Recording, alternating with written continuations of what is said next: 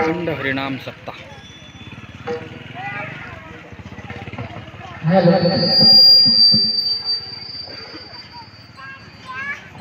hello hello hello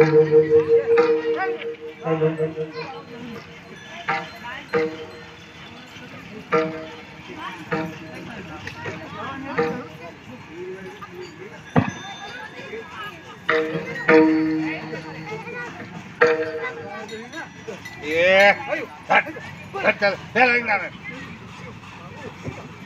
जमल्याच्या दोघांच्या पर्यंत पळते इकडे सारखं ती ते पाठी पळते तिकडे